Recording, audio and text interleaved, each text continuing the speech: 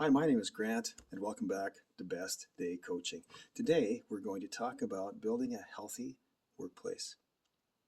The show up, grow up routine. Yes, it's easier to say than to do, but leadership is about treating others as we would like to be treated without letting others perpetually crucify us just because they feel like it. More about boundaries some other time, but for today, we're going to focus on some basic characteristics of influencers who make a positive difference, whether they hold a leadership title or not.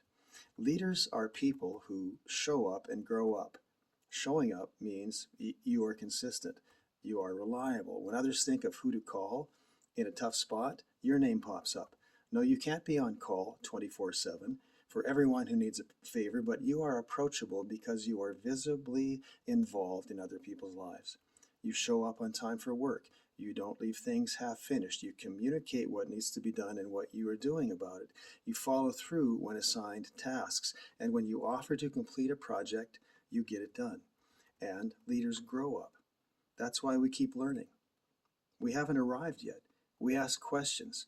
We try to stay at least somewhat up to speed. We don't need to know everything about everything in our organizations or businesses. That defeats the purpose of helping others be at their best. When we commit to learning leadership skills and communication skills, we help team members become more of what they are created and gifted to be. So show up and grow up. These are fundamental aspects of serving others. And this leads to the next principle. Others are not here to serve the leader. The leader is here to serve others. This does not mean that the leader is at the beck and call of everyone who fails to show up or to grow up or to really own what the goals of the organization are. This is not a license for parasitic behavior, but leaders keep an eye on their team members' well-being. They pay attention to and care about their well-being. One thing people in the workplace value highly is concern by managers for the personal well-being of the workers. And closely related to the priority of serving others is a sustainable definition of success.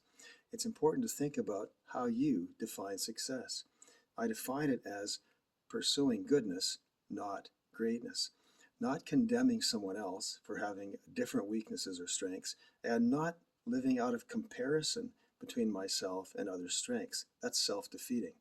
One day I walked along a lake shore and was grappling with, in my mind, why I didn't feel I was making much impact in a particular aspect of work. But along the way, I heard a quiet voice whisper in my mind, pursue goodness, not greatness. In other words, don't worry about winning every race. Focus on running in a way that lifts the performance of others. That's enough for now. I'll share these principles self-consciously, knowing that I often fail to fulfill them.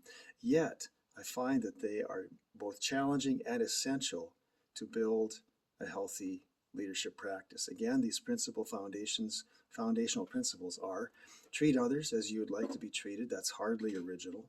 Show up and grow up. Serve others to help them become more of what they are created and gifted to be. And pursue goodness, not greatness. With this mindset, we're set to explore what it means to be a team. We're building a healthy culture.